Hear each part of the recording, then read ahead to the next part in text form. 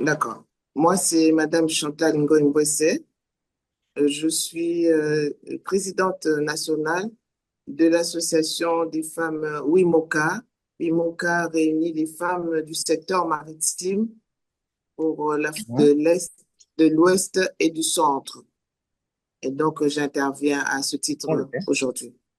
Bonjour, bonjour à toutes et à toutes et à tous. Tout d'abord, je souhaite remercier Nyota Africa de m'avoir associée à cette conférence. Merci beaucoup à Madame Dominique. Je tiens aussi à présenter mes condoléances les plus sincères à Madame Dominique Nzankolo et à toute la famille Nzongolo pour la perte de Madame Pia Nzongolo Batali. Donc, je suis Aïcha Bacha, docteur en sciences sociales et politiques. Et je suis ici parmi vous en tant que présidente et fondatrice de l'ECDA, qui est le Centre européen des études et des analyses, donc du développement et des études et analyses géostratégiques. Donc, the European Center for Development and Geostrategic Studies and Analysis. Bonjour à toutes et à tous. Je fais mienne les propos de Aïcha qui a félicité mon homonyme Dominique pour l'organisation de cette réunion et lui présente aussi, ainsi qu'à sa famille, mes plus sincères condoléances. Donc, je suis Michel Dominique Raymond, je suis présidente de la Fondation Yellow Design. Je suis spécialiste en relations internationales et coopération internationale et développement, diplomate, haut fonctionnaire. Aujourd'hui, je participe à cette réunion en ma qualité de consultante en affaires politiques et institutionnelles. Bonjour à tous et à toutes. En tout cas, merci à Madame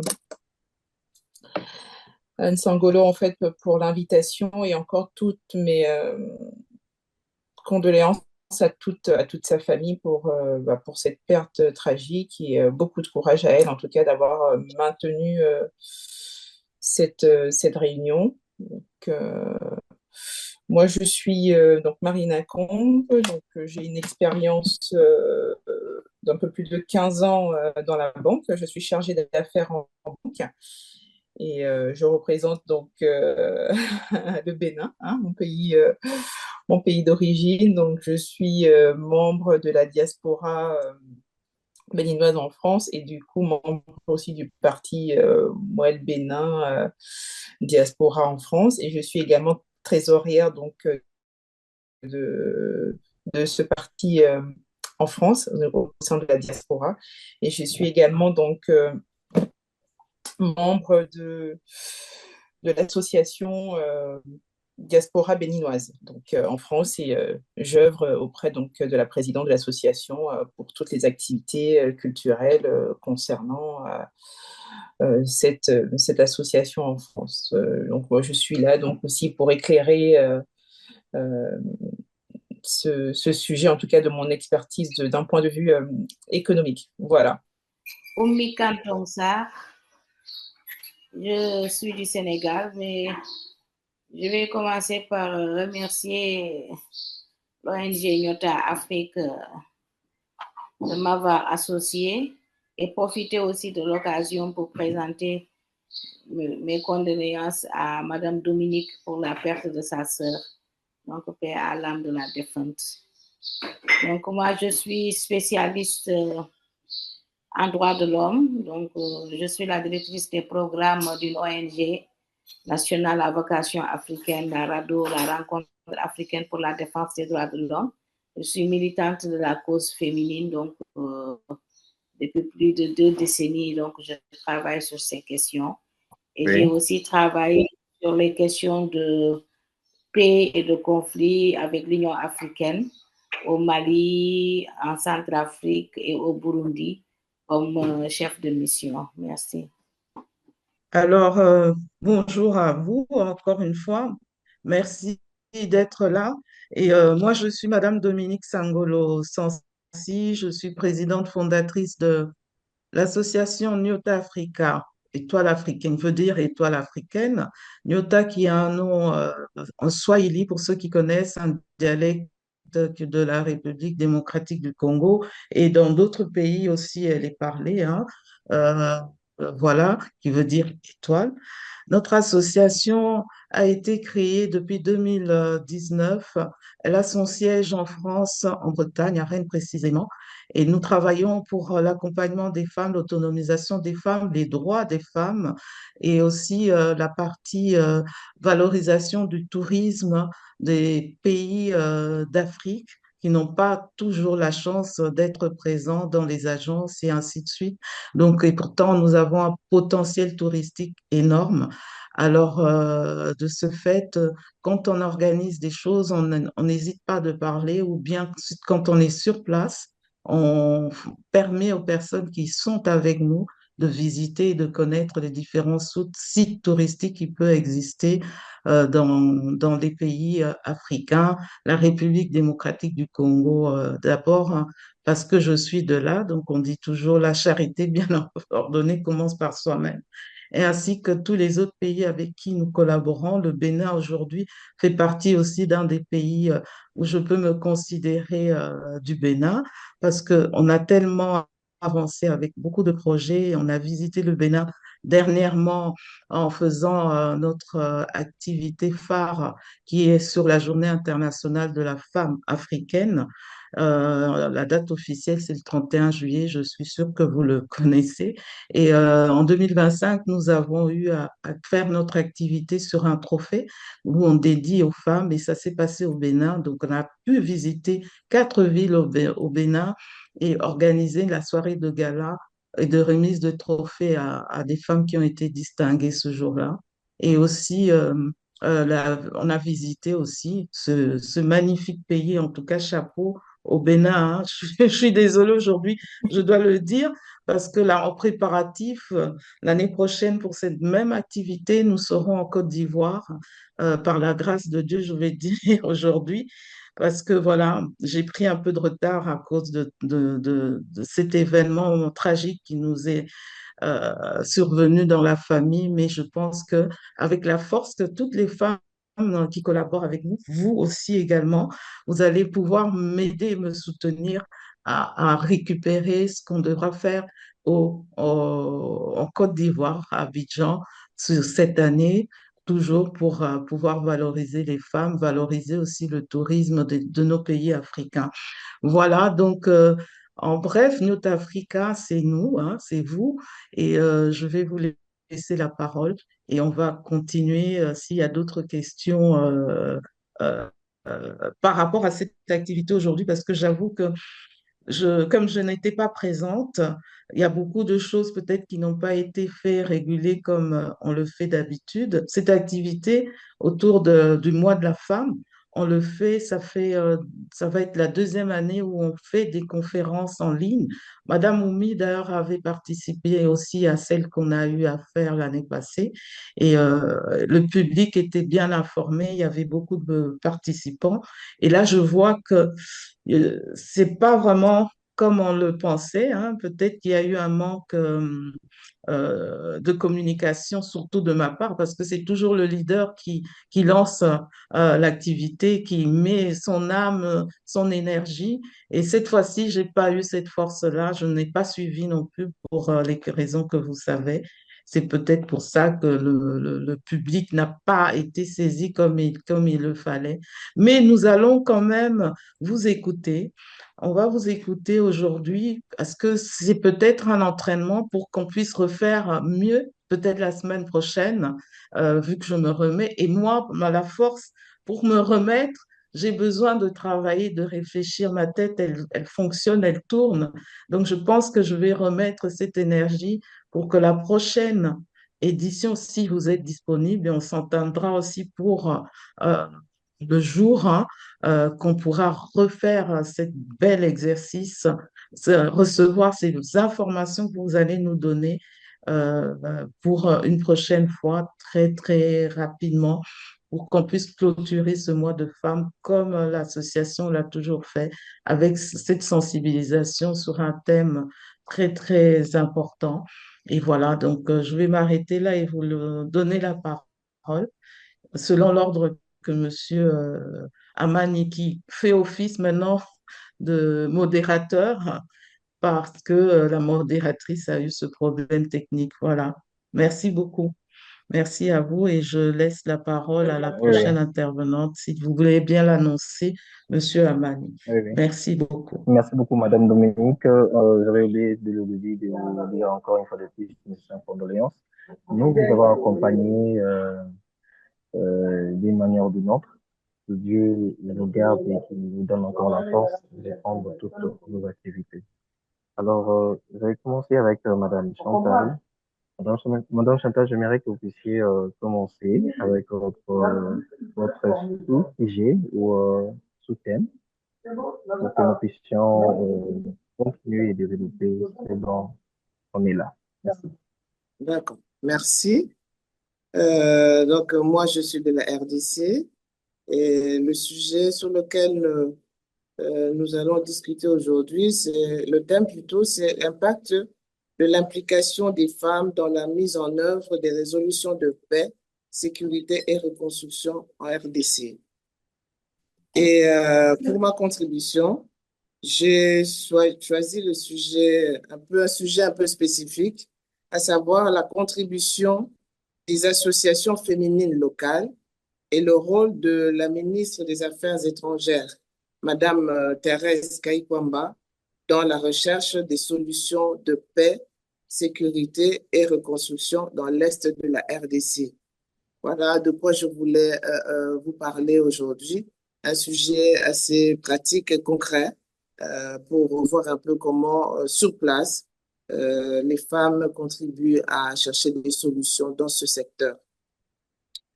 Et donc, je vais dire que la RDC a connu des décennies de conflits qui ont fragilisé nos institutions, nos communautés et nos familles. Dans ce contexte, les résolutions de paix et de sécurité qui ont été adoptées doivent être mises en œuvre avec efficacité. Mais trop souvent, les femmes restent en marge des processus décisionnels. Pourtant, les recherches montrent que lorsque les femmes participent et sont impliquées activement aux négociations et à la reconstruction, les accords de paix sont plus solides et plus durables. Les femmes jouent en effet un rôle crucial dans les conflits à l'est de mon pays, la RDC. Elles sont directement les premières victimes des conflits armés, mais elles sont également des actrices majeures de la paix dans cette région. Leurs interventions sont rendues possibles grâce à la stratégie de regroupement à travers des associations, des ONG et des coopératives. Dans le Nord Kivu et l'Ituri, qui sont les deux régions les plus touchées par les conflits armés, les associations des femmes jouent un rôle important dans la recherche de la paix, la reconstruction. Leur domaine d'intervention se tourne autour de 4 domaines. D'abord, la médiation communautaire. Dans les villages, au Nord Kivu surtout, les femmes ont joué des rôles de médiatrices locales, apaisant des tensions entre les groupes armés et les civils. Donc, elles interviennent même pour rapprocher les civils et les groupes armés, les groupes rebelles. Elles interviennent dans la reconstruction sociale. Dans la reconstruction sociale, elles contribuent à la prise en charge de la réhabilitation des écoles et des centres de santé qui sont détruits à travers les différentes guerres. Le soutien aux victimes. Les femmes leaders portent leur voix, les survivants des violences sexuelles, dans les instances nationales et internationales pour contribuer ainsi à la reconnaissance de ces crimes de guerre. Dans la reconstruction du tissu économique, les femmes des régions atteintes par les conflits s'attellent à développer des activités productrices, à former les femmes à l'entrepreneuriat pour ramener l'esprit de reconstruction dans ces régions. Alors concrètement, j'ai voulu parler de quelques organisations, de quelques associations qui se sont démarquées dans leur rôle et leurs actions locales sur le terrain. Premièrement, une association qui est appelée WAMSHO. Uamsho, en Swahili, c'est un peu pour dire la dernière née. Elle se situe au Nord Kivu et elle regroupe plus de 500 femmes qui se réunissent pour développer des activités génératrices de revenus dans l'artisanat, dans le commerce local, pour renforcer leur indépendance et augmenter leur rôle dans la cohésion sociale. Il y a une association qu'on appelle Gender Promotion Initiative.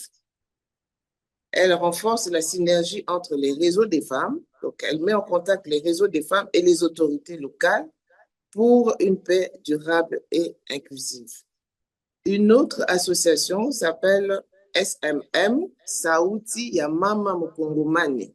Ça veut dire en Swahili, la voix de la femme congolaise. C'est une plateforme féminine pour la paix inclusive. Elle regroupe les femmes leaders qui, d'ailleurs, participent au processus de paix. Elles ont été à Luanda et à Nairobi. Il y a Sofepadi, Solidarité féminine pour la paix et le développement intégral. Cette association s'occupe de la défense des droits des femmes et des survivantes des violences basées sur le genre, des survivances des viols, d'autres violences sexuelles.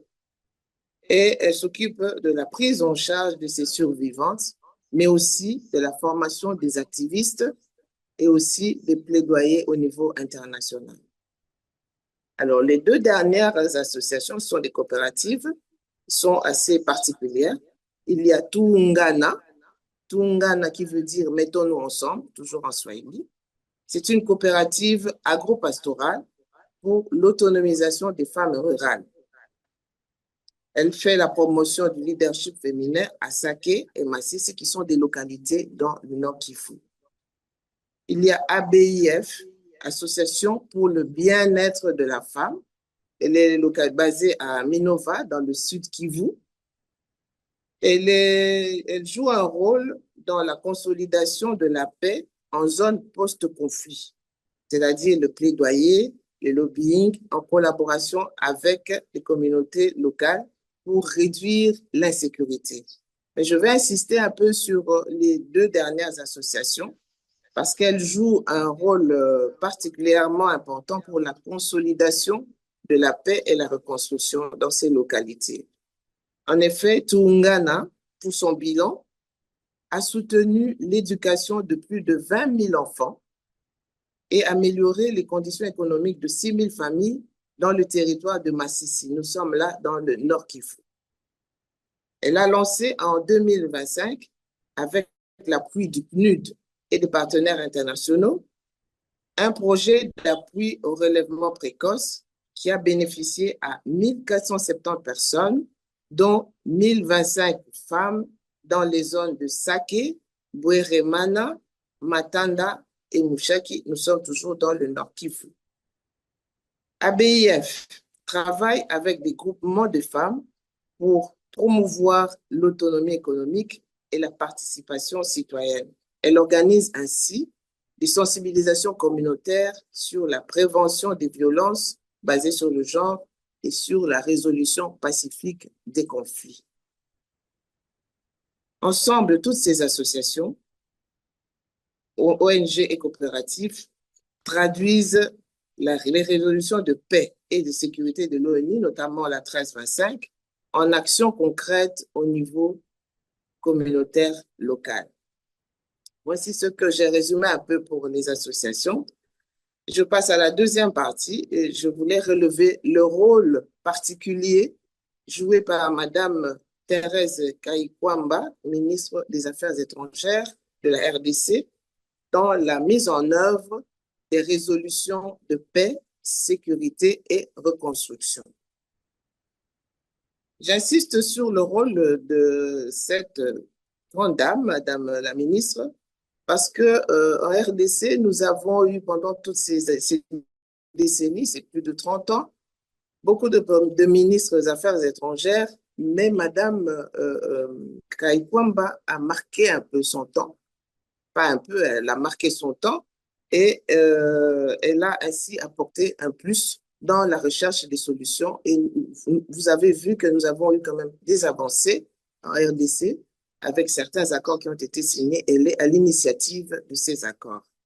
Je disais donc que Madame Thérèse Kayikwamba contribue à la résolution des conflits à l'est de la RDC en mobilisant les corps diplomatiques, en plaidant pour l'appui humanitaire et en renforçant la diplomatie régionale. Son action s'inscrit totalement dans l'esprit de la résolution 1325 de l'ONU qui insiste sur l'implication des femmes dans la recherche de la paix et la sécurité. Madame Thérèse Kayikwamba est alignée sur la résolution 1325. En tant que femme occupant un poste stratégique, elle incarne cette exigence et renforce la légitimité et l'implication féminine dans la diplomatie et la sécurité. Elle travaille aussi sur le renforcement de la coopération régionale. Sa mobilisation diplomatique favorise la coordination et le rapprochement entre les États voisins et les partenaires internationaux pour réduire les tensions armées. Elle insiste sur l'appui à la reconstruction, en effet, en mettant en avant les besoins humanitaires et socio-économiques. Elle contribue à orienter l'aide vers la réhabilitation des communautés affectées. Enfin, elle incarne la visibilité des femmes dans la gouvernance. Son rôle illustre l'importance de l'intégration des femmes dans les hautes sphères de décision, ce qui pourrait aboutir ou déboucher sur l'inclusion des femmes dans les processus locaux de paix. Comme je le disais tout à l'heure, elle a su mobiliser les réseaux sociaux, elle a su mobiliser ses propres réseaux, elle a fait du lobbying auprès des diplomaties occidentales, auprès des parlements des pays européens, et elle a mobilisé aussi la diaspora congolaise à travers le monde.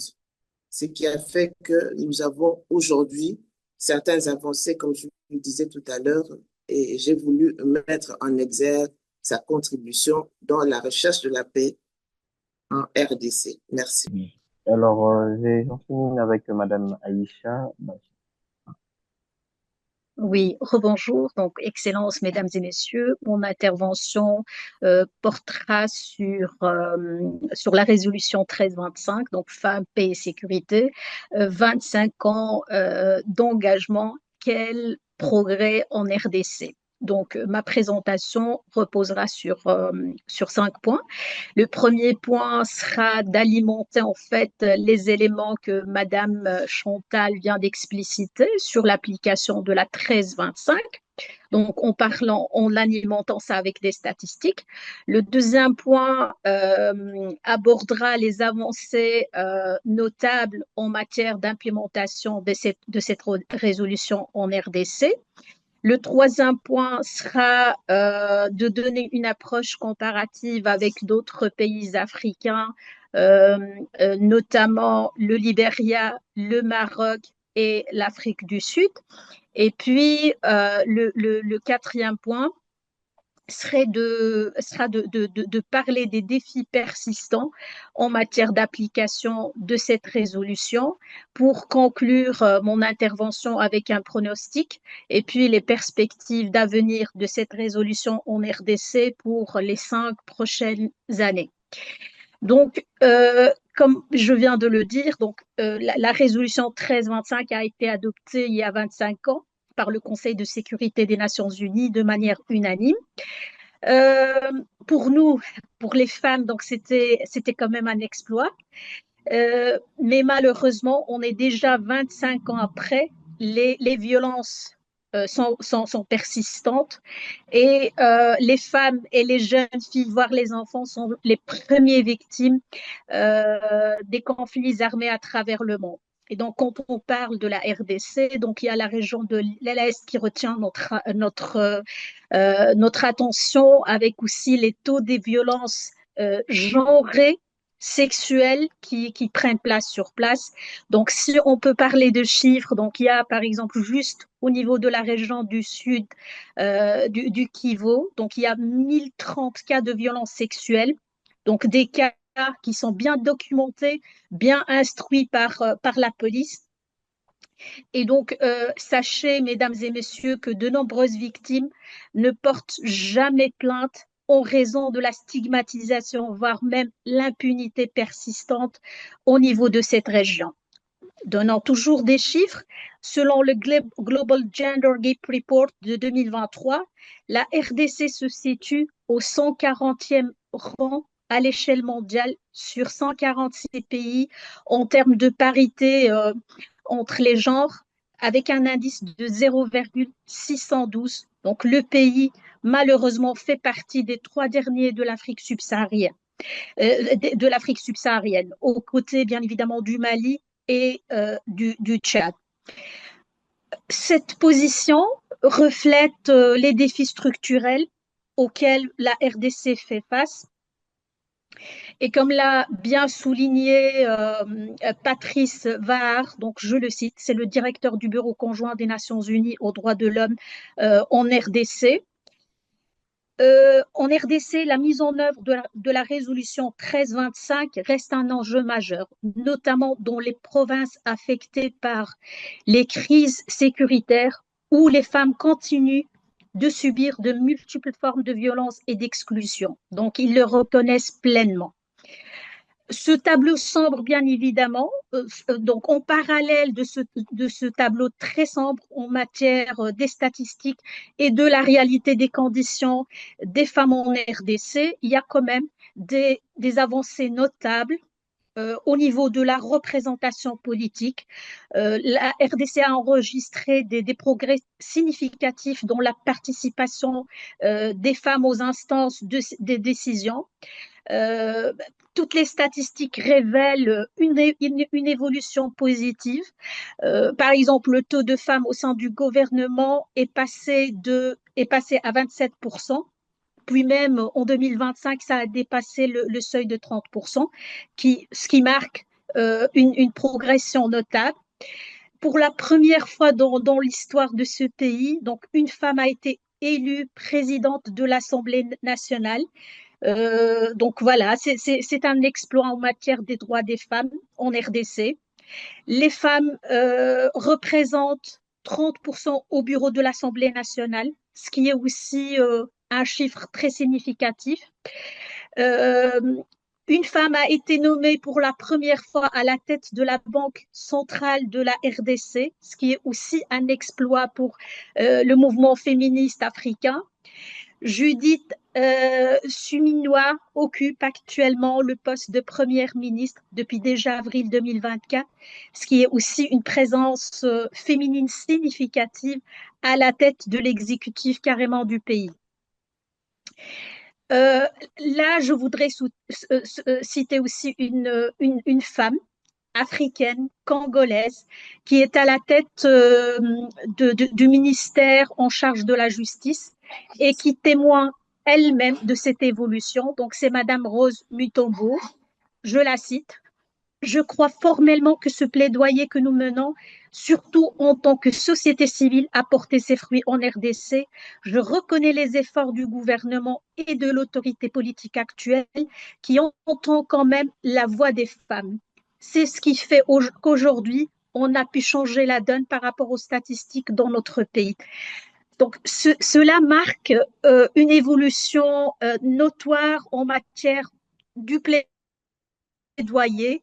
Donc, on n'est plus dépendant de l'extérieur. Il y a même les femmes qui sont au pouvoir qui militent pour leurs propres droits et pour les droits des femmes sans voix. Au niveau institutionnel et juridique, la RDC a développé un arsenal juridique conséquent pour la promotion de la participation des femmes. J'en cite la loi du 1er août 2015 sur l'équité du genre et de la parité, qui inscrit dans la Constitution les principes d'égalité, et c'était une première. Il y a aussi la loi numéro 22-065 qui fixe les principes relatifs à la protection et la réparation des victimes des violences sexuelles liées au conflit. Il y a aussi la création du Fonds national pour la réparation des victimes des violences, le fonds FONAREV, qui est alimenté par les ressources minières avec 3% dédiés aux organisations de femmes. Il y a aussi l'adoption en novembre 2024 du plan d'action national. La RDC est à son 3e plan national pour la période 2025-2029 et dont les subsides sont évalués à 26 millions de dollars. Donc, ce qui est quand même un montant considérable et très conséquent. Donc, si on compare l'implémentation du plan d'action national de la RDC avec d'autres pays comme par exemple le Maroc, donc quand on parle du contexte général, il faut toujours parler bien évidemment de la stabilité géopolitique ou pas de la région. Donc la RDC applique son plan alors que le pays est marqué par des conflits armés prolongés, surtout au niveau de l'Est, avec des impacts graves sur les femmes, donc viol, kidnapping, insécurité, déplacement. Et donc le contexte marocain est relativement stable, donc il n'y a pas de conflit armé. La RDC applique la résolution avec une mise en place du plan. Donc, ils sont déjà à leur 3e plan national. Le Maroc est au 4e plan national. Donc, il y a quand même une différence par rapport à ça. Les priorités dominantes en RDC, c'est la protection contre les violences sexuelles, surtout liées au conflit. Et puis, l'assistance humanitaire. Donc, l'approche est réactive puisqu'il y a une urgence, donc il faut une protection. Le Maroc donc, a des priorités en matière de participation des femmes dans la sécurité et la diplomatie et la formation, voire l'intégration des femmes dans les forces armées. Et puis, la promotion de l'égalité. Donc, l'approche est plutôt préventive et stratégique. Les points forts de l'application du plan en RDC, c'est le cadre juridique existant et puis la mobilisation internationale très importante. Mais par contre, il y a toujours les limites, donc la faible application sur le terrain, le manque de ressources nationales et puis l'insécurité persistante. Au Maroc, les points forts, c'est la stabilité politique, les réformes institutionnelles qui continuent, et puis l'intégration progressive des femmes dans la sécurité. Les limites, c'est la participation encore limitée des femmes aussi dans certains secteurs qui ne dépassent pas les 20%. Et puis les défis culturels et sociaux persistants. Donc, si on compare l'application aussi du plan national de la RDC, donc au niveau de la résolution 1325 avec le Libéria et la Sierra Leone, ces deux pays ont également connu des conflits dévastateurs et ont été parmi les premiers en Afrique de l'Ouest à adopter des plans d'action nationaux pour la 1325. Et ces pays ont démontré que même dans des contextes post-conflits difficiles, des progrès significatifs sont possibles, avec bien évidemment la volonté politique forte. Le Sénégal, donc je ne vais pas en parler puisque j'imagine que Madame Omi va nous parler du cas du Sénégal. Pour l'Afrique du Sud et la Namibie, ils affichent quand même des taux de représentation parlementaire très intéressants. Donc, il y a le chiffre de 40 à 44%, ce qui démontre bien évidemment qu'en Afrique, il y a des modèles qui ont réussi à implémenter la résolution 1325 et dont la RDC pourrait s'inspirer. Donc, les défis communs à l'échelle africaine. Donc là, je vais quand même me référer à une étude qui révèle que 16 processus de médiation de paix africains entre 1992 et 2011, seuls deux comptaient 5% de femmes signataires. Donc, ça veut dire qu'il y a l'invisibilisation des femmes de la médiation internationale. Et seulement 3 des 16 processus avaient des médiateurs dirigés par des femmes. Donc, non seulement ils ne sont pas présentes dans les processus de médiation, mais elles sont presque invisibles dans la direction des processus de médiation. De plus, seul un quart des pays africains disposent de plans d'action nationaux sur la résolution 1325. Donc, ces chiffres nous démontrent que les défis de la RDC ne sont pas isolés, mais s'inscrivent dans une problématique intercontinentale qui nécessite une approche coordonnée entre les différents pays africains que je viens de citer et d'autres pays africains de la région. Donc, l'écart entre les textes et leur application, c'est notoire. C'est le paradoxe, en fait, congolais qui réside dans l'existence d'un arsenal juridique très important qui n'est pas suffisamment appliqué. Donc, la ministre du Genre, Gisèle Ndaya Luzeba, l'a souligné plusieurs fois, donc je la cite ici. Le pays dispose d'un arsenal juridique qui promeut la participation de la femme aux instances de prise de décision, mais les participantes aux journées portes ouvertes, là elle parle des journées portes ouvertes de 2022, ont regretté que ces textes ne soient pas appliqués. Donc, la situation révèle un fossé entre les engagements formels et la réalité, voire même les réalités sur le terrain.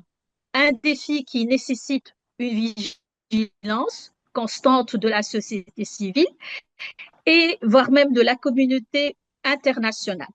Quant à la mobilisation des ressources financières, Rose Mutombo a identifié la mobilisation des fonds comme le défi majeur à relever. Donc, que ce soit la première ou la deuxième génération du plan national de la 1325, il y a un défi qui demeure encore, c'est la mobilisation des fonds. Là, je l'ai cité. Donc, le PAN 3, donc le plan national donc d'application de la 1325 en RDC, a évalué à 26 millions de dollars, représente un investissement significatif, mais son financement reste un défi dans un contexte économique difficile, et ça, il faut le reconnaître. Il y a aussi le facteur persistance des violences et de l'insécurité dans la région qui reste un vrai handicap dans la région, donc dans les provinces de l'Est, particulièrement le nord Kivu et le sud Kivu, qui continuent de connaître une insécurité endémique, qui comprend tous les efforts d'autonomisation des femmes, qui compromet tous les efforts d'autonomisation des femmes. Le conflit avec le M23, soutenu par le Rwanda, selon plusieurs rapports de l'ONU, bien évidemment, exacerbe la situation et rend presque impossible la mise en œuvre effective des programmes de protection et de participation. Alors, quel est le pronostic? Quels sont les facteurs encourageants? Il y a plusieurs éléments, bien évidemment. Il y a la dynamique positive de représentation féminine, dont on a parlé tout à l'heure et dont Madame Chantal a souligné. Donc, le fait qu'on a déjà 30% de femmes au gouvernement montre une tendance très encourageante. L'adoption du PAN, donc du plan d'application national avec une approche participative et des objectifs ambitieux vous pouvez même parcourir en fait la politique et le contenu du PAN national. Les objectifs sont très ambitieux. L'engagement renouvelé du système des Nations Unies, comme l'a confirmé Adama Moussa, le représentant de l'ONU Femmes. Donc, je cite, « Nous continuerons de travailler à vos côtés pour que la participation effective des femmes au processus de paix et de sécurité ne soit plus une aspiration, mais une réalité. » il y a aussi une mobilisation croissante de la société civile féminine. Donc, Madame Chantal a étayé les différents programmes promoteurs en matière d'application de la 1325 dans la région. Et il y a beaucoup de synergie aussi qui se crée entre les différentes initiatives des femmes pour la paix et la sécurité. Il y a même une structure qui s'appelle SFPS en la matière dans la région. Mais il y a toujours cet handicap en fait de persistance des conflits armés dans l'Est qui nous décourage. C'est pas qui nous décourage, mais qui ternit en fait ce tableau optimiste que l'on dresse à la situation. Il y a aussi le risque de régression. Et puis, la résistance, il y a le facteur résistance culturelle et sociale au changement des mentalités. Donc, changer les mentalités prendra sûrement du temps et nécessite un travail de sensibilisation continue. Il y a aussi l'élément, donc le retrait progressif de la MONUSCO, donc la question de savoir comment l'État comblera le vide laissé par ce retrait. Donc c'est aussi un facteur de risque. Donc si on voudra dresser un pronostic réaliste pour les 5 prochaines années, sur base des tendances actuelles, donc le scénario le plus optimiste que l'on peut avoir, si les conditions bien évidemment de sécurité sont remplies, c'est que la RDC pourrait atteindre 35 jusqu'à 40% de représentation féminine dans les instances de décision d'ici 2030, se rapprochant ainsi de l'Afrique l'Afrique du Sud. Et puis, donc, si pour clôturer le tout, donc je pense, mesdames et messieurs, que 25 ans après l'adoption de la 1325, la RDC se trouve à la croisée des chemins. Les progrès réalisés sont indéniables, mais il reste beaucoup un chemin très lent à parcourir. Donc l'enjeu est crucial. Il ne s'agit plus seulement de statistiques, mais de construire une paix durable dans un pays qui a trop souffert. Et cette paix, nous le savons tous, ne sera pas possible que si les femmes congolaises, qui représentent 51% de la population, n'occupent pas de place de décision. Je vous remercie de votre attention. Merci beaucoup. Écoutez, permettez-moi de féliciter Aïcha Bacha pour son intervention magistrale qu'elle vient de faire sur la résolution 1325 des Nations Unies. En quelque sorte, elle m'a retiré les mots de la bouche parce que j'avais dit que j'allais travailler sur les mécanismes d'inclusion des femmes dans les processus de paix. Donc, une bonne partie de mon intervention portait sur la résolution 1325. Mais son intervention est beaucoup plus fouillée, je peux dire, beaucoup plus approfondie que la mienne. Donc, je vais faire l'économie de cette partie-là de mon intervention. Je ne vais pas en parler. Et comme je pensais partager avec vous les mécanismes d'inclusion des femmes par d'autres organismes comme l'ONU Femmes et la Commission européenne, donc je vais m'appesantir sur cette partie-là de mon intervention. Donc, que je retrouve dans mon texte la partie sur... Alors, voilà. Donc, il y a d'autres acteurs clés comme ONU Femmes et l'Union européenne qui agissent en la matière. ONU Femmes joue un rôle structurant en Afrique en soutenant la participation politique des femmes, en promouvant des quotas dans les processus de paix et en renforçant les capacités des organisations locales. L'organisation insiste notamment sur la nécessité d'investir dans les compétences, le leadership et l'accès au processus décisionnel. Du côté européen, la mise en œuvre de l'agenda Femmes, Paix et Sécurité constitue une priorité stratégique. L'Union européenne intègre désormais systématiquement la dimension du genre dans ses missions civiles et militaires, notamment dans le cadre de la politique de sécurité et de défense commune. Elle finance également des programmes concrets comme l'initiative Spotlight, dotée de 500 millions d'euros visant à lutter contre les violences faites aux femmes et à renforcer leur rôle dans la consolidation de la paix. Ces initiatives s'inscrivent dans une logique plus large, celle d'un partenariat entre acteurs internationaux et sociétés civiles africaines. Car la réalité est claire, les femmes africaines ne sont pas seulement bénéficiaires des politiques de paix, mais elles en sont des actrices de premier plan.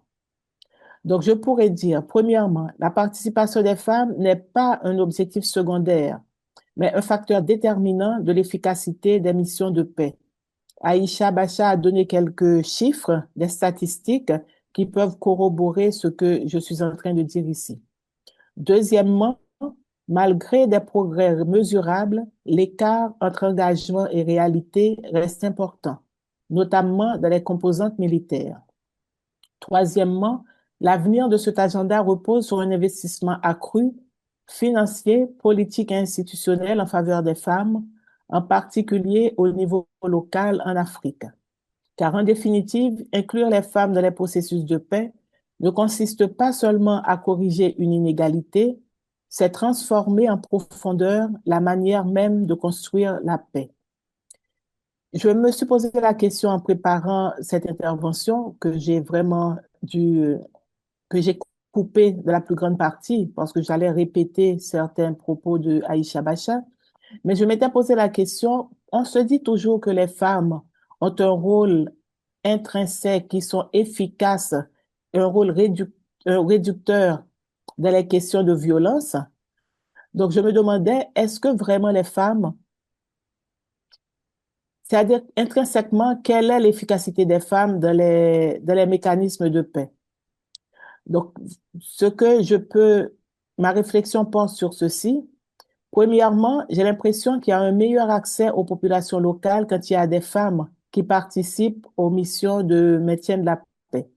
Dans de nombreux contextes africains, les interactions entre hommes et femmes sont socialement encadrées.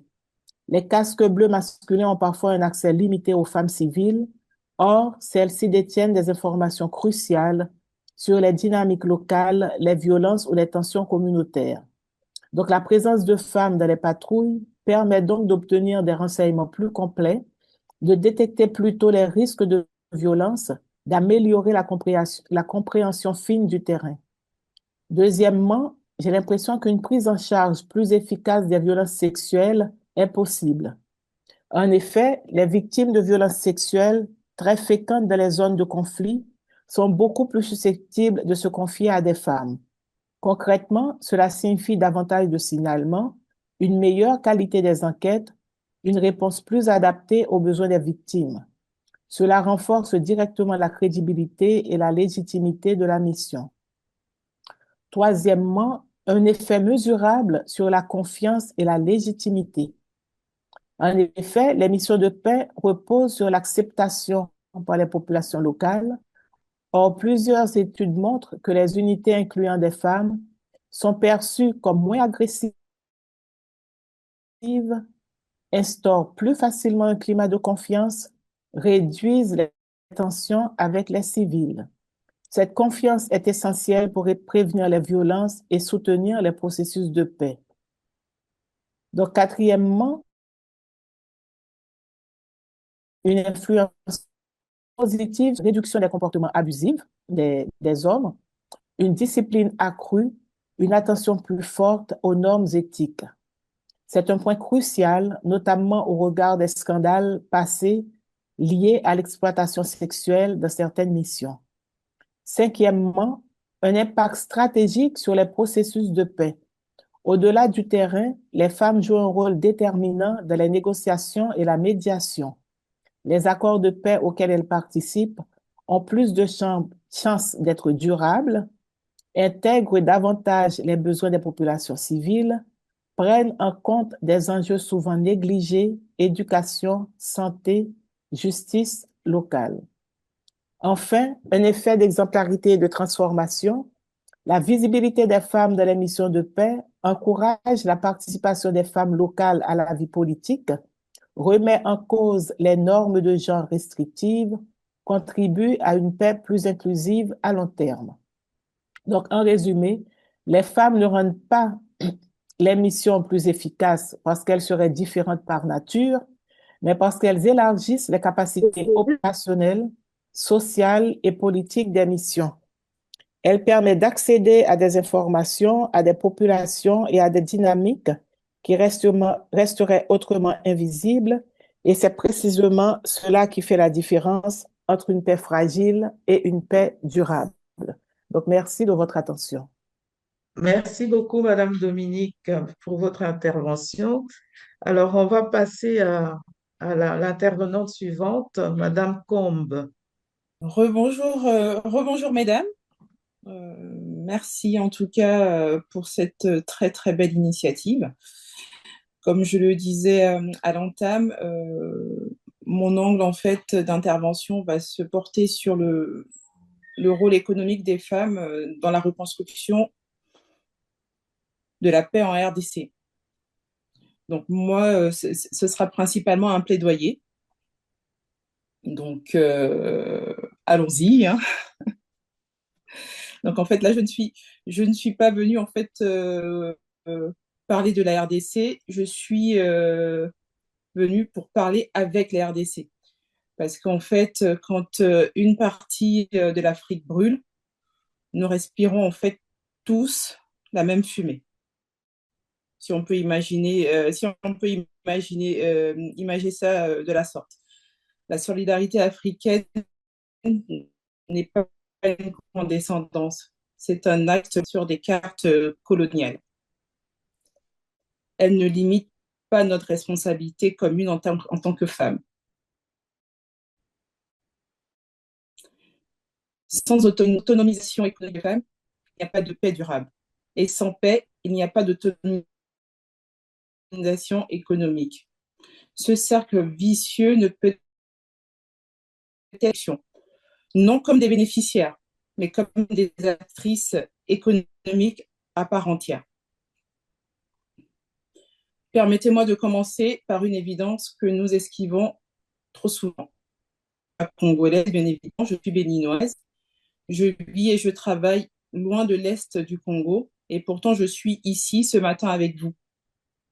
Pas par opportunisme, pas par condescendance, mais parce que j'ai appris dans mon métier de banquière, dans ma vie de femme africaine, qu'il n'existe pas de risque qu'on peut se permettre d'ignorer définitivement.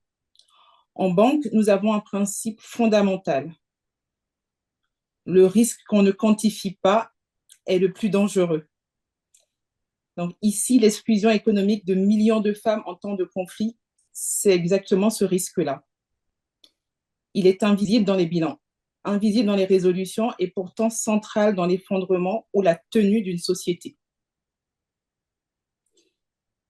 C'est vrai que la RDC, en fait, c'est une terre de paradoxes douloureux. C'est l'un des pays les plus riches du monde en ressources naturelles, coltan, cobalt, diamants, etc. Et c'est aussi l'un de ceux où les femmes qui produisent l'essentiel de la richesse réelle sont structurellement exclues. Si je prends par exemple l'exemple des emplois agricoles, les emplois agricoles sont occupés par 57% des femmes.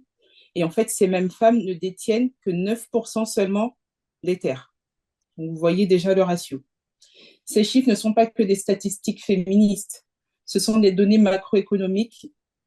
Les ignorer l'égalité économique des femmes dans la reconstruction, c'est une erreur de gestion aussi grave qu'irrationnelle. Pour faire suite à ce que mesdames Chantal, Aïcha et Dominique ont dit tout à l'heure, depuis plus de 30 ans, la communauté internationale produit des résolutions, des accords de paix, des déploiements militaires.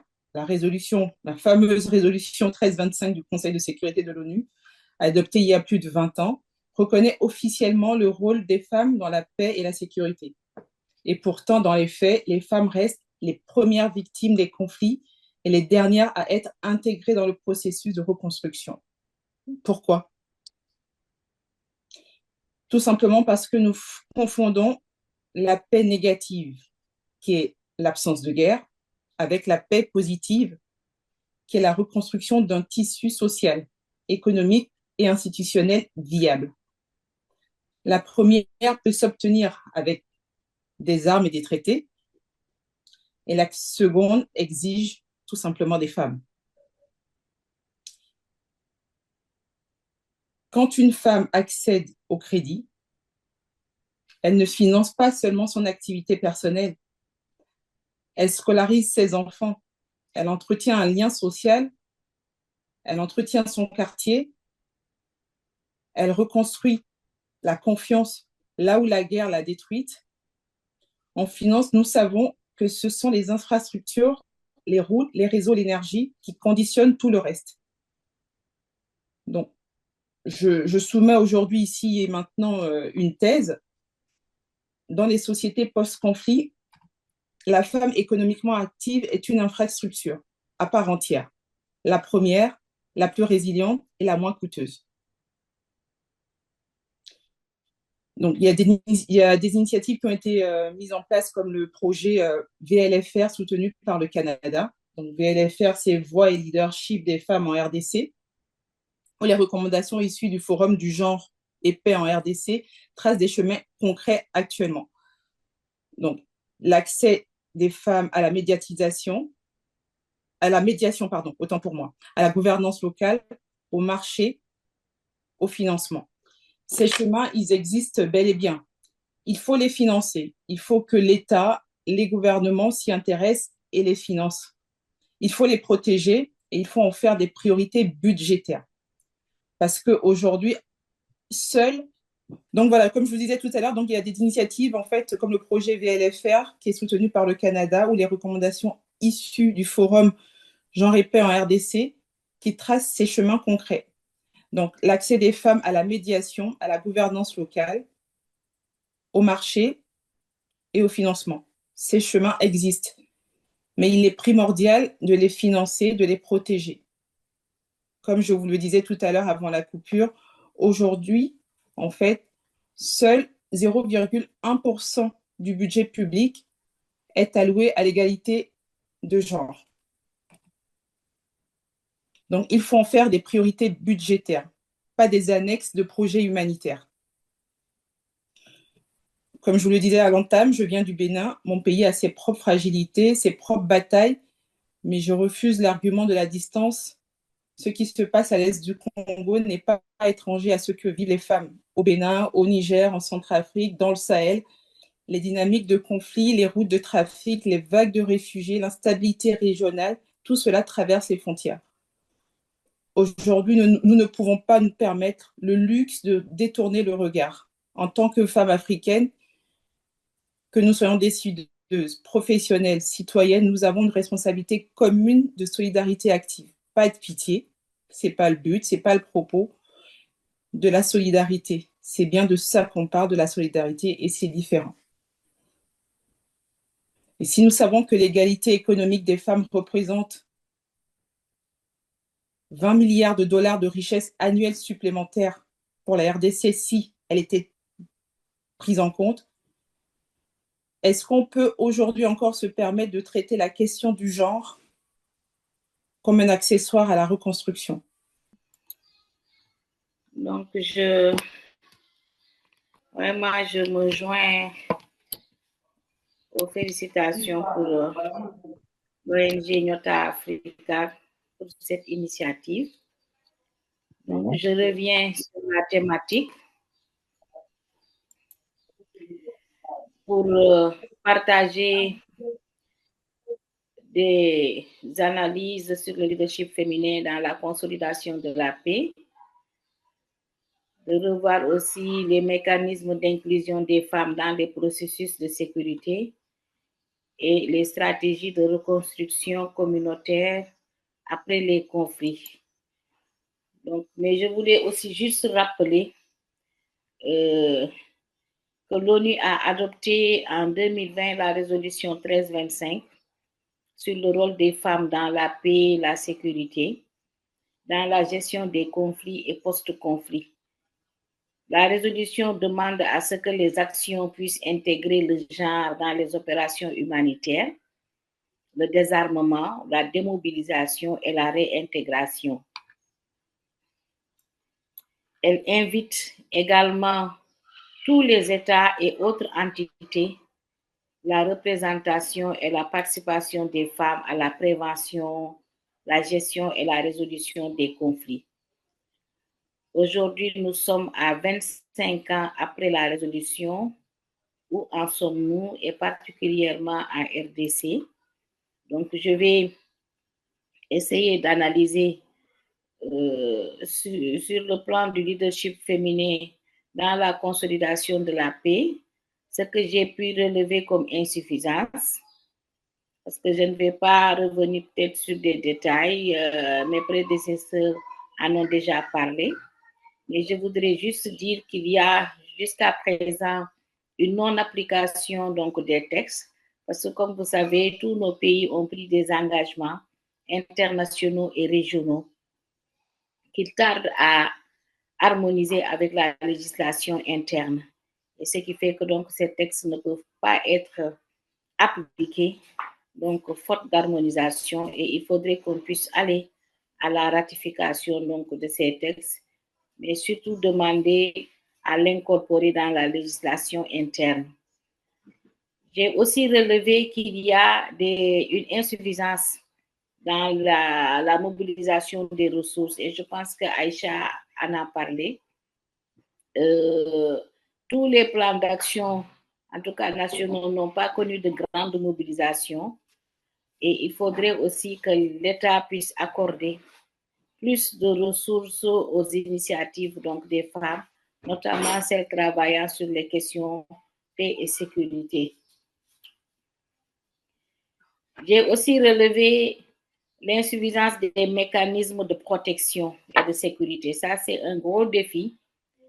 Nous avons connu beaucoup de cas de violation basée sur le genre, mais la question de la protection, elle est cruciale, même si beaucoup d'efforts ont été faits par les gouvernements. Donc, la protection demeure un défi prioritaire, mais aussi les questions sécuritaires. Il y a aussi la question de la communication. La communication qui est limitée surtout dans les missions de maintien de la paix, donc envers les femmes, les jeunes et les communautés. Les missions de maintien de la paix, donc il faudrait que dans les initiatives, que ces catégories d'acteurs soient de plus en plus impliquées pour qu'on ait une stratégie holistique de la question. Et en termes de progrès, ce que j'ai relevé par rapport à la question sur le leadership, c'est l'amélioration de la représentation des femmes. Même si c'est encore faible dans beaucoup de pays, mais quand même, il y a eu une amélioration de la représentation des femmes. Donc, il y a des pays qui ont revendiqué pour avoir le quota. D'autres, comme le Sénégal, ont eu la parité pour les instances électives, semi-électives, mais on n'a pas encore atteint la parité. Mais quand même, il y a des efforts dans les nominations. C'est encore faible, mais il y a des efforts qui sont en train d'être faits. Il y a aussi des actions gouvernementales qui sont mises en œuvre pour encourager la participation et la lutte contre les violences basées sur le genre. Donc, beaucoup de pays ont mis des initiatives avec des plans d'action nationaux sur les questions de violences basées sur le genre. Par exemple, ici au Sénégal, nous avons ce que nous appelons aussi l'école des maris, hein, donc, qui travaille beaucoup pour la sensibilisation dans ce sens. Et nous avons aussi relevé l'effort de lutte contre l'impunité, même si elle est encore là, mais il y a quand même des arrestations qui sont faites et grâce au mouvement des femmes qui se mobilisent, qui font des actions et qui demandent donc à ce que les auteurs soient punis. Même si nous avons vu qu'il y a aussi des cas de féminicide qui refont surface. En tout cas, les progrès sont perceptibles. Maintenant, par rapport au mécanisme d'inclusion des femmes dans les processus de sécurité, là aussi, en termes de manquement, nous avions pu relever qu'il y a une insuffisance des mécanismes. Les mécanismes de sécurité restent jusque-là des mécanismes classiques. Oui, entre forces de défense de sécurité, l'autorité étatique, etc., les organisations internationales, et on exclut quand même des acteurs importants donc, de la société dans ces mécanismes. Et que ces mécanismes aussi qui sont souvent inadaptés, car l'approche n'est pas holistique. Il y a la question de la non-appropriation du genre comme défi sécuritaire. Dans la démarche, on parle beaucoup des questions de genre, mais l'appropriation n'est pas. Je disais aussi que ces cadres n'impliquaient pas les organisations de la société civile. Et nous avons aussi relevé l'impact des crises électorales sur les communautés en général, mais notamment sur les femmes et les enfants. Et aussi, il y a les menaces de stabilité donc, dans beaucoup de nos pays africains.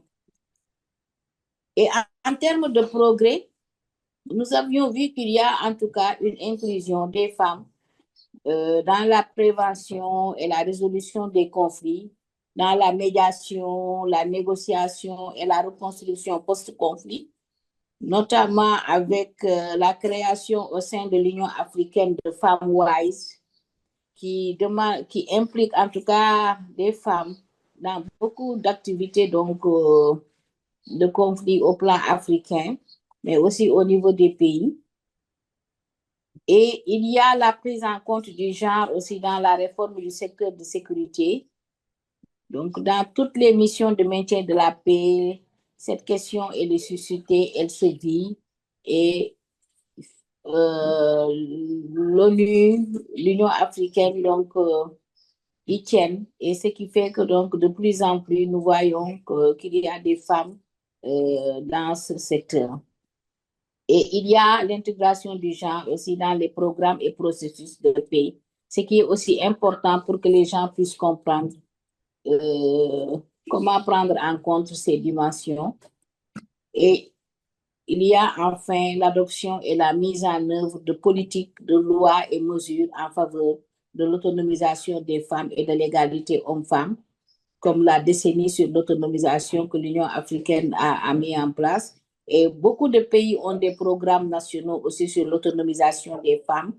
Et je pense que ma sœur du Bénin en parlait tout à l'heure, c'est important parce qu'il faut savoir rendre autonomes les femmes pour qu'elles puissent vraiment être capables de participer à beaucoup de processus et d'autres actions envers leur communauté.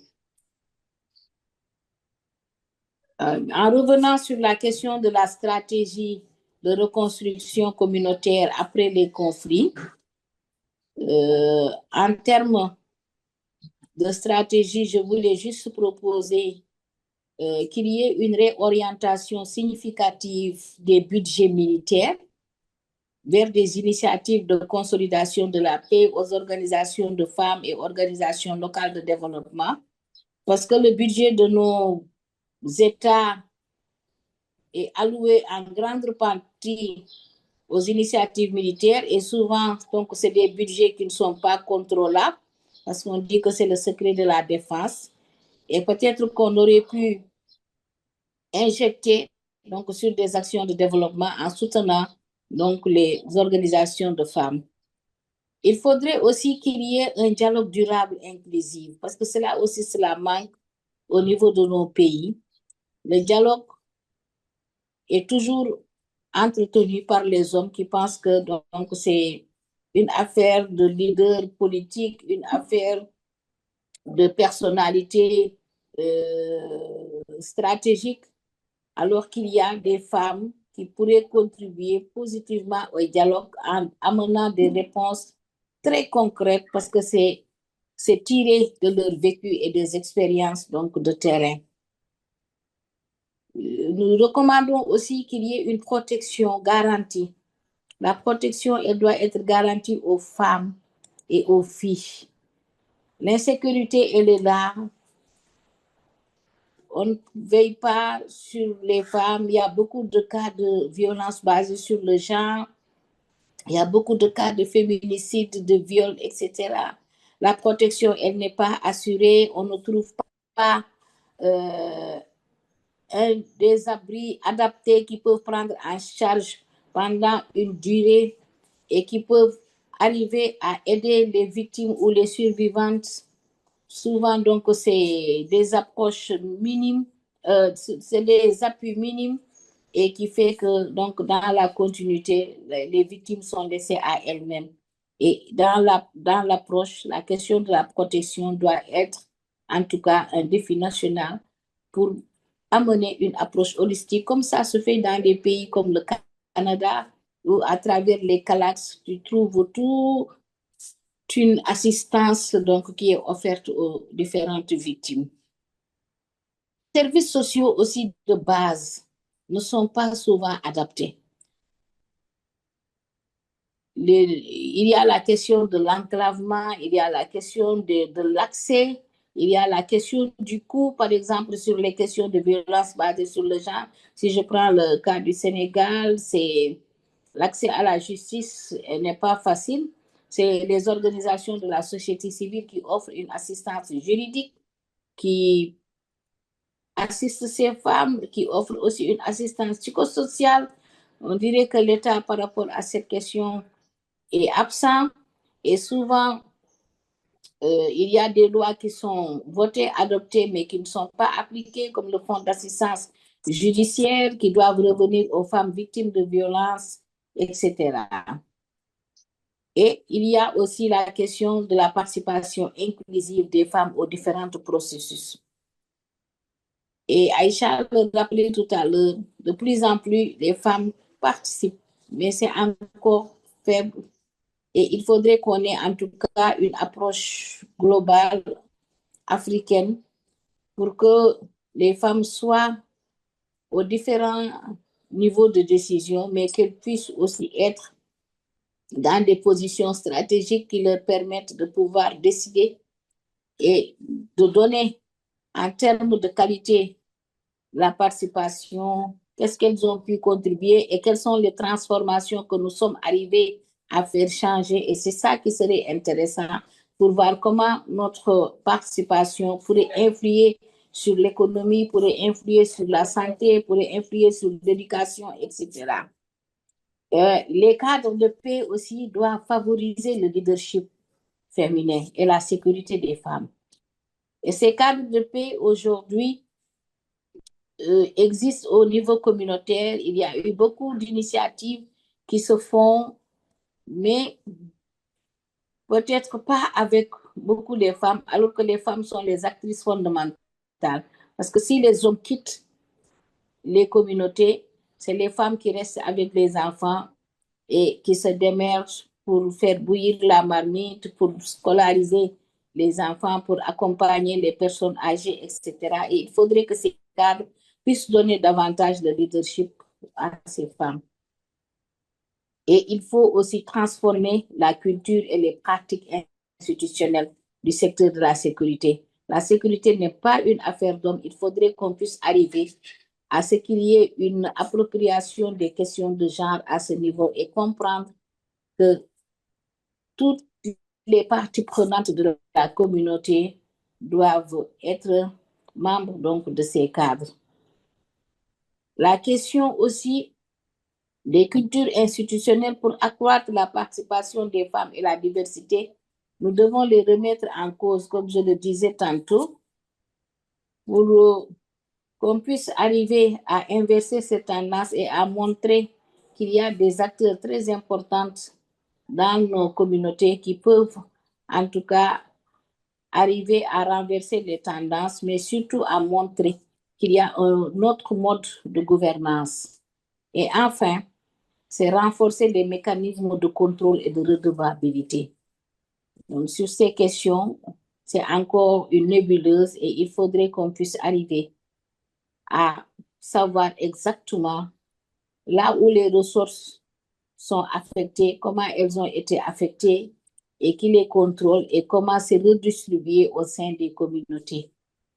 Et enfin, je voulais juste terminer pour dire que l'Afrique aujourd'hui doit pouvoir travailler sur les questions de justice et de réparation envers les femmes victimes de violences basées sur le genre.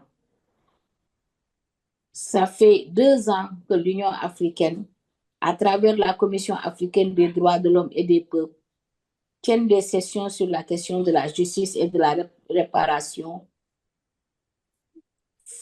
Elles ont fait beaucoup de recommandations dans ce sens et il faudrait qu'on puisse, en tout cas, que chaque pays puisse intérioriser cette question et développer un programme de justice réparatrice.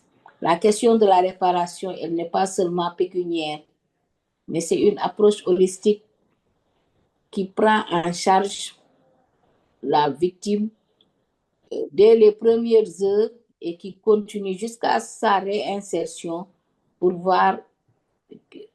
pour pouvoir l'accompagner, la consoler, la réconforter, mais surtout lui rendre sa dignité parce qu'elle est importante. Donc voilà, mes chères sœurs, ce que je voulais partager avec vous. Merci beaucoup. Et voilà, hein, moi je pense que ces interventions, elles sont tellement très, très, très importantes, très de qualité, hein, je le répète, de qualité qu'on ne peut pas s'arrêter là. D'ailleurs, je pense même par rapport au temps prévu sur cette conférence, s'il y a des gens qui se sont connectés, Madame Nancy Taco, est-ce que vous êtes là, vous m'entendez? Je vais vous laisser un peu parler et puis si vous avez 2 ou 3 questions. Euh, si vous pouvez les poser, on va déborder un tout petit peu, c'est pas grave. Et ensuite, on va conclure avec une décision qu'on va prendre ensemble, mesdames, si vous permettez, parce qu'on ne peut pas faire passer cette activité un peu comme elle se passe là. Moi, je pense qu'il faudra qu'on puisse se mettre d'accord tout ensemble si on peut refaire l'activité avec le même thème et vos interventions, mais avec un grand public qui vont pouvoir bénéficier et participer à tout ce que vous nous avez apporté comme information. Madame Taco, est-ce que vous voudrez bien prendre la parole, s'il vous plaît? C'est une invitée, hein. Je sais qu'elle est présidente d'une association aussi. Et c'est une dame qui fait beaucoup de choses. Elle est présidente de l'association angolaise de France. Et si elle a une question, vous pouvez la poser, madame, vu que vous êtes la seule là. Oui, bonjour Ah, à excuse, toutes et à merci. tous.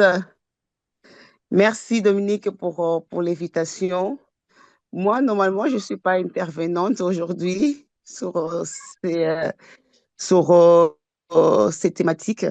J'en ai abordé le samedi dernier, on avait une table ronde. Et, je remercie beaucoup Dominique pour cette belle initiative de rassembler les femmes pour parler de la paix, de la reconstruction et de la place de la femme parce que nous savons que la femme, c'est le pilier de la nation. Et si la femme progresse, moi je dis souvent, la nation, les communautés progressent aussi. Je suis Madame Tamako Nancy, la présidente de l'Association des femmes angolaises en France. Et j'ai beaucoup aimé, parce que je suis rentrée un peu tard, mais j'ai eu le temps quand même de suivre l'intervention euh, de Madame Combe et Madame Omi. Voilà, si j'ai bien prononcé, sinon, excusez-moi. Et c'est vraiment très pertinent. C'est genre de questions et non seulement la réflexion, elle est bonne pour pouvoir avancer. Nous devons tous et toutes réfléchir ensemble sur la place des leaderships économique ou bien même dans le développement des femmes. Les femmes, ils sont là. Et, il faut juste une volonté. Ils demandent juste une volonté aussi politique, hein, dans des pays, voilà, là où toutes ces femmes sont représentées. Il nous faut juste une volonté politique pour pouvoir aussi arriver au poste de leaderance, de gouvernance, parce que ça, c'est pas impossible. C'est vraiment les moyens qui nous manquent. Voilà. Mais avec une volonté politique, je pense que tout est possible. Moi, je voulais juste encourager Dominique euh, qu'on puisse continuer à proposer ce genre de thématiques parce que c'est en parlant de ça que les langues se délient et aussi à, au très haut niveau de nos gouvernants, des pays, des 54 pays d'Afrique, pour pouvoir que la femme, elle a quand même un rôle à jouer dans la reconstruction. On peut pas le mettre à côté. On peut pas le mettre à côté. Ça serait vraiment, euh, ça serait de ne pas considérer les socles même, ou bien la source même. Parce que la femme, c'est la source de tout. J'ai dit souvent, j'ai dit ça à ma grand-mère souvent, juste pour sortir un peu des cadres. J'ai dit que elles, elles sont pour nature euh, des leaders sans le savoir déjà dans nos familles et un peu partout. Il faut juste euh, il faut juste qu'on puisse créer des cadres propices et aussi travailler ensemble avec les pays d'Afrique, avec le gouvernement pour que la femme ait plus vraiment retrouver cette place-là et qu'il est due. Voilà. Elle en a déjà cette place-là, mais il y a encore des choses à faire, comme au Congo, les femmes ils sont encore un peu mises à côté. Et voilà. Pas qu'au Congo, mais dans d'autres pays aussi. Il faut une volonté, il faut qu'on travaille il faut qu'on travaille tous ensemble pour la reconstruction des, de la paix. Merci beaucoup en tout cas. Merci beaucoup, Madame Temoko. Comme je suis Tamako, en train de massacrer ton nom, Tamako. Tamako, c'est Tamako. Merci beaucoup, Nancy. C'est plus facile pour moi de dire Nancy. Merci. Ouais. Et, écoute, je pense, mesdames, si vous êtes d'accord avec moi, vu le temps, hein, on avait consacré normalement, on s'était dit 2 heures pour pouvoir développer, mais je pense que c'était même pas assez, hein, parce que ça vous permet pas, surtout à nous, d'avoir les réponses à toutes les interrogations qu'on pourrait avoir sur toutes les intervenantes. Et les circonstances actuelles dont nous sommes sur cette activité, elle est assez particulière, surtout pour moi, hein. Je vous ai expliqué au début ma condition et la force quand même que j'ai pris de continuer, d'aller quand même jusqu'au bout. Je ne le regrette pas, je pense que vous également. Je pense que si je peux me permettre de vous demander de dans le groupe qu'on a créé ensemble de toutes les intervenantes, hein, de pouvoir revoir ensemble si on pourrait refixer une date avec la même thématique, les mêmes intervenantes, et pour qu'on puisse vraiment distribuer convenablement et qu'il y ait vraiment le nombre qu'on souhaitait, comme il y a eu l'année passée de participants. Et là, d'ailleurs, on est même imputé de la modératrice, hein. Je le fais moi un peu avec Monsieur Amani qui est de la communication. Mais si vous permettez vraiment, est-ce qu'on pourrait se dire, refaire cette activité différemment, hein? Ça, c'est mon premier point. Et la deuxième, en entendant tout ce que vous avez dit, euh, moi, je pense qu'il faut qu'on puisse essayer de créer cette activité, mais d'une manière présentielle, avec toutes ces femmes des différents pays qui sont d'avis comme nous, hein, de pouvoir consolider cette paix. Parce que quand ça touche, là, on parle de la RDC, mais au fond, ça nous touche toutes, toutes les femmes africaines. Et on a quelque chose à apporter pour pouvoir consolider une paix qui va vraiment impacter l'Afrique. Donc, à travers vous, vous pourrez nous donner aussi des cartes, des voies et moyens pour qu'on puisse organiser cette conférence ensemble, hein, en partenariat ou autre chose qui peut naître avec les cartes. Madame Combe, qui est de la banque, peut-être qu'il existe des fonds qui peuvent nous aider à arriver à nos fins au Sénégal au Bénin ou bien pourquoi pas en RDC, hein, où le problème est tellement criant. Donc, moi, je pense que ça serait vraiment un- nécessaire de réfléchir sur ce point-là. Est-ce qu'on peut le faire en présentiel? Est-ce qu'on peut arriver ensemble, en partenariat, à créer cette conférence avec des intervenantes? Et peut-être pas que ça prendra pas un jour. Et je pense que c'est quelque chose qui peut se faire sur une durée plus longue, parce que les sujets sont tellement importants et les réponses que les gens attendent ou les interrogations qu'ils ont, je pense qu'en une journée, ce serait même pas assez pour pouvoir y répondre. Et surtout trouver une solution concrète, hein, qui pourrait être faite annuellement d'une manière, voilà. Voilà, c'est ce que je pense et ce qui ressort après tout ce que j'ai eu à entendre aujourd'hui. Voilà, je vous laisse la parole peut-être pour que vous fassiez juste des petites conclusions, si vous êtes d'accord avec moi sur ce que je viens de dire. Et puis, on va se revoir en comité des intervenantes sur le groupe qu'on a créé. Voilà. Merci beaucoup. Je vous laisse la parole, libre à vous hein, de la prendre, ou bien même si vous avez aussi d'autres questions à vous poser ensemble, je pense qu'on peut le faire. On va se donner maximum 15 minutes et conclure l'activité. Merci beaucoup. Celle qui veut se lancer, qu'elle n'hésite pas. Je vous laisse la parole. Madame Chantal, ah non, elle n'a Oui, pas levé la main. oui. Si, je le fais. Si. Ah, je vous en prie, je vous en prie. D'accord, tu m'entends là? Oui, oui, très bien. Là, on vous entend. D'accord.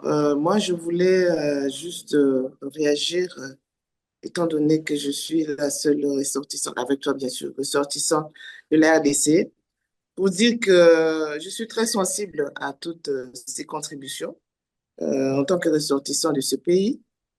Il y a eu plusieurs rappels de principes internationaux.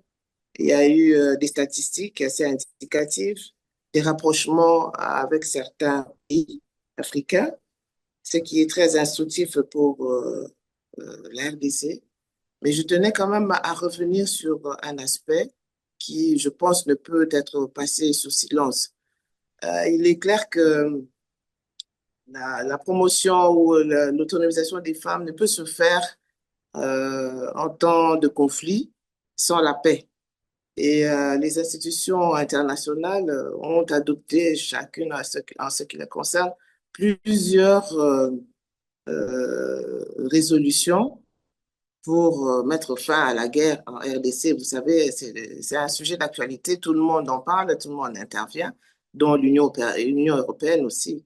Mais ce qui choque un peu la population congolaise, c'est que l'Union européenne qui a édicté ce genre de résolution contre les conflits, condamnant tous les acteurs sur le terrain, mais c'est la même Union européenne qui, il faut le dire, a signé un partenariat avec le Rwanda pour négocier les minerais, les ressources minières issues des zones de conflit, les ressources minières qui sont retirées frauduleusement de la RDC et qui sont vendues par le Rwanda.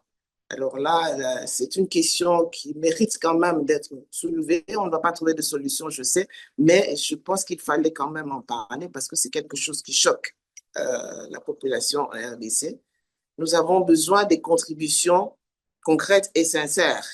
Et c'est avec ça qu'on peut avancer.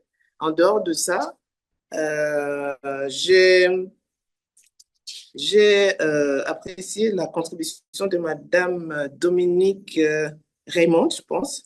Elle a soulevé un aspect que moi, je n'ai pas soulevé dans mon intervention, mais qui est très important à relever, notamment ce qui concerne la contribution des femmes policières, militaires et celle de la MONUSCO sur le terrain. Effectivement, on se rend compte que la population civile, les femmes en particulier, se confient plus facilement à ce personnel féminin de la police, de l'armée, pour leur donner même des informations stratégiques. Et elles ont plus confiance. Elles font plus confiance en ce personnel féminin plutôt que elles hésitent de se faire approcher par le personnel militaire ou policier masculin. Et vous comprenez pourquoi. Donc, je tenais quand même à remercier Madame Dominique Raymond pour ce complément que moi, je n'avais pas à relever. Sinon, pour le reste, je pense que je compte sur Nyota Africa pour essayer de réunir, rassembler les contributions les plus importantes pour la RDC afin qu'on puisse en faire un document à présenter aux autorités officielles de mon pays. Voilà ce que j'avais à dire. Merci beaucoup, Madame Chantal. Merci beaucoup. Et c'est ça, au fait, l'objectif aussi. Et nous allons le faire ensemble, hein. Et je ne sais pas si d'autres veulent intervenir. Il reste encore, je ne sais pas, peut-être 5 minutes. Et puis, on va conclure et revenir ensemble sur le groupe qu'on a créé et essayer de voir avec vous vraiment comment refaire cette activité avec beaucoup plus d'audience. Parce que c'est très important qu'il y ait de l'audience et souvent les gens n'ont pas les informations claires. Souvent les personnes qui se disent d'ailleurs figurent pour partager et parler de ce problème sont butés des fois à des soucis comme là, que moi, voilà, hein, qui nous ont pas permis de véhiculer l'information aussi loin. Voilà, je vois que Madame Aïcha a levé la main et je vais lui laisser la parole. Merci, Madame Aïcha. Je vous en prie. Donc voilà, je réitère mes remerciements à Nyota Africa, Madame Dominique, de nous avoir associés à cette conférence.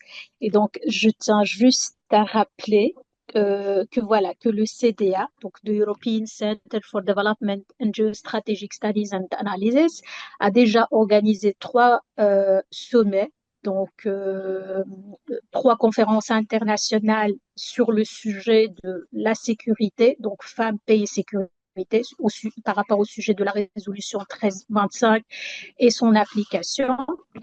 Et donc, en fait, ce qui est sorti du dernier sommet, c'est la création, c'est le lancement d'un réseau, comme recommandation, d'un réseau des femmes pour la paix et la sécurité. Et donc, ce réseau aura pour objectif la promotion du leadership féminin dans les instances de prise de décision, le renforcement à travers des formations des capacités des femmes, voire même donc instaurer du mentorat, et puis la facilitation du partage d'expériences et des bonnes pratiques au niveau local, national, voire même international, et puis l'instauration d'un cadre pour soutenir les initiatives de lutte contre les violences basées sur le genre, et la création d'un cadre de solidarité internationale et d'action, surtout d'action collective entre les femmes engagées pour la paix, et en mettant bien évidemment comme priorité euh, tout ce qu'on vient d'évoquer, donc tout ce qui est justice réparatrice, sensibilisation aux risques, voire même au danger de l'instabilité, donc la promotion des valeurs de paix et l'encadrement, voire même la formation des femmes comme ambassadrices de la paix. Je vous remercie. Merci beaucoup, Madame Aïcha. Et en effet, Moi, j'ai même assisté à deux sommets déjà organisés par le CDA ici à Bruxelles. Et j'ai été très, très nourrie et très fière et contente d'avoir participé, hein, parce que le travail que vous faites, on est complémentaires au fait, hein. Chacune de nous peut apporter un plus, hein, pour qu'on puisse arriver et sortir de cette violence, là, dans le cadre de la violence faite aux femmes. Donc, on a vraiment besoin de vous, vous qui êtes déjà bien positionnés et pour pouvoir avancer. Donc, mon idée, quand je disais pour pouvoir faire ce genre d'activité, ce serait vraiment dans un pays africain, parce que les pays africains sont les plus, les femmes des pays africains sont les plus marginalisées, les plus violentées sur plusieurs sujets d'ailleurs, à part notre souci qu'on a nous en RDC. C'est pour ça que je pense commencer à faire ce genre d'activité comme celle que j'ai eu à assister de votre euh, association, hein, le CDA, sur les territoires africains aurait encore beaucoup plus d'impact parce que vous vous rappelez que nous avons eu beaucoup de soucis de visa, hein, pour des personnes qui voulaient ainsi participer, mais qui n'ont pas pu le faire.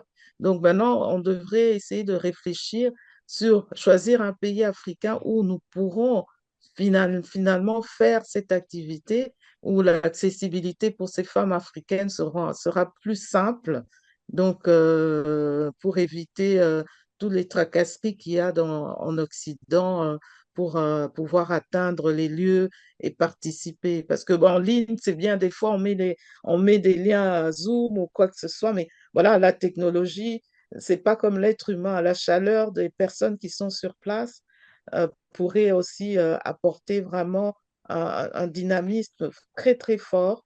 Et moi, je suis disponible en tant que Nyota Africa de collaborer avec toutes vos associations, structures, pour apporter, emmener, sensibiliser les femmes de la RDC et des pays qui collaborent avec nous d'ailleurs, parce que c'est l'Afrique, hein, qui gagne. Ensemble, on peut réussir vraiment à faire une grande mobilisation, hein, sur un pays, un territoire africain, parce que je pense que c'est à partir de là que ça va démarrer et que les consciences de ces personnes qui subissent et qui vivent sans rien dire toutes ces violences vont se réveiller. En tout cas, merci beaucoup à vous. Je ne sais pas s'il y a une dernière personne qui peut prendre parole, sinon on va conclure sur ce point-là et se retrouver ensemble sur le groupe qu'on a créé avec ces intervenantes de marque. J'ai la chance d'avoir des intervenantes comme vous et des partenaires comme le CDA qui m'apportent beaucoup, beaucoup, hein. Merci beaucoup.